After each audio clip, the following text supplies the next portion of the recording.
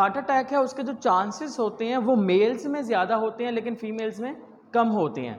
तो मैंने आपको कल भी दो बातें बताई थी। पॉइंट नंबर 1 मैंने आपको बताया था कि जिसकी जो मेन रीज़न होती है वो होती हैं जो घरेलू झगड़े होते हैं, और दूसरी जो रीज़न होती है वो किसी हद तक एंजाइम्स का रोल भी होता है इसमें। अब होता इस तरह से है बेटा, जब कोई भी स्ट्रेस वगैरह होता है, आपको पता है मेल्स के अंदर ये सबसे ज़्यादा होता है हार्ट अटैक के चांसेस, लेकिन फीमेल्स के अंदर भी एक बीमारी है जो बहुत ज़्यादा कॉमन होती है, वो फीमेल्स में होती है, उसका भी जिक्र कर लेंगे। होता इस तरह से है कि जो बेटा मेल्स होते हैं ना, मेल्स जो होते हैं जब उनको स्ट्रेस्ड होता है, देखिए अगर फीमेल को स्ट्रेस होगा तो फीमेल का जो हार्ट होता है वो साइज़ में छोटा होता है मेल्स की निस्बत। मेल्स का हार्ट साइज में बड़ा है, फीमेल का छोटा है। तो फीमेल का जो हार्ट है वो ब्लड को तेजी से पंप करना शुरू कर देता है जिससे उनका ब्लड प्रेशर हाई हो जाता है। ठीक है, पॉइंट नंबर 1। पॉइंट नंबर 2, जब मेल को स्ट्रेस आता है तो उस कंडीशन में होता यह है कि बेटा जब मेल को स्ट्रेस होगा तो मेल को स्ट्रेस होने की वजह से ब्लड प्रेशर बढ़ेगा, और अगर उसकी मेल की उम्र जो है वो ज़्यादा है तो जाहिर बात है उसके ब्लड के अंदर लिपिड्स या कोलेस्ट्रॉल का लेवल भी हाई होगा।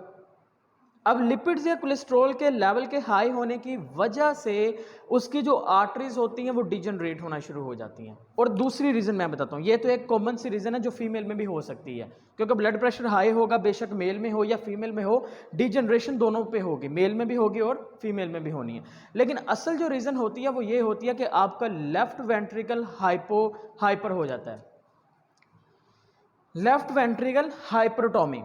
अब उसमें होता यह है कि बेटा आपके हार्ट के कितने चैम्बर्स हैं? 4। लेकिन हमारा हार्ट का जो लेफ्ट वेंट्रिकल होता है वो ब्लड को पंप कर रहा होता है। जब मेल को स्ट्रेस दिया, स्ट्रेस की वजह से जो लेफ्ट वेंट्रिकल होता है उसकी जो थिकनेस होती है वो बढ़ जाती है। ठीक है, थिकनेस उसकी क्या हो गई? इंक्रीज हो गई। अब थिकनेस के इंक्रीज होने की वजह से उसकी जो ब्लड को पंप करने की एफिशिएंसी है वो कम हो जाती है। ब्लड को पंप करने की जो एफिशिएंसी है जब वो कम हो जाती है बेटा, उस एफिशिएंसी के कम होने की वजह से क्या होता है कि जो ब्लड होता है, अच्छा बहुत सारे स्टूडेंट्स को ऐसे भी लगता है कि जो ब्लड है वो हार्ट के अंदर ही मौजूद है तो हार्ट वहाँ से उसको एनर्जी क्यों नहीं लेता?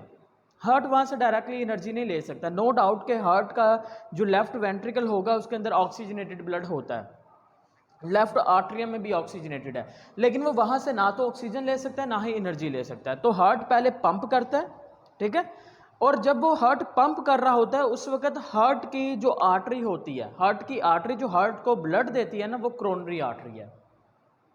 हार्ट को जो ब्लड प्रोवाइड करती है उस आर्टरी का नेम क्या है? Coronary artery. तो वो क्रोनरी आर्टरी से भी ब्लड सारा निकल जाता है, क्योंकि हार्ट कॉन्ट्रैक्ट कर रहे हैं ना, तो सभी आर्टरी से ब्लड निकल रहा होता है उस वक्त। ठीक है, अब हार्ट के जाने ब्लड उस हार्ट में की जो लेयर्स हैं उसमें ब्लड उस वक्त एंटर होगा जब हार्ट ने रिलैक्स होना है। हार्ट जब रिलैक्स होगा तो ही ब्लड उसकी तरफ आएगा ना हार्ट की जाने, क्योंकि जब वो कॉन्ट्रैक्ट हो रहा है तो ब्लड दूर जाएगा।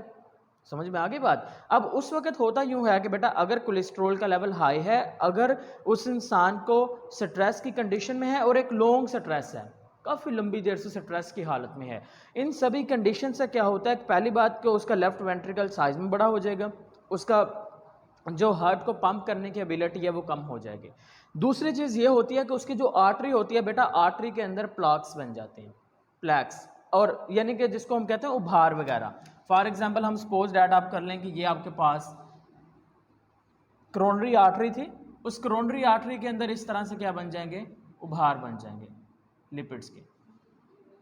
इन सब की वजह से जो ब्लड की सप्लाई है वो सम टाइम क्या होता है कि अचानक से जो ब्लड की सप्लाई है वो हार्ट को रुक जाती है, और जब अचानक से ब्लड की सप्लाई हार्ट को रुकेगी उस वक्त चेस्ट में बहुत शदीद पेन होगा, उसको आप हार्ट अटैक का नाम देते हो।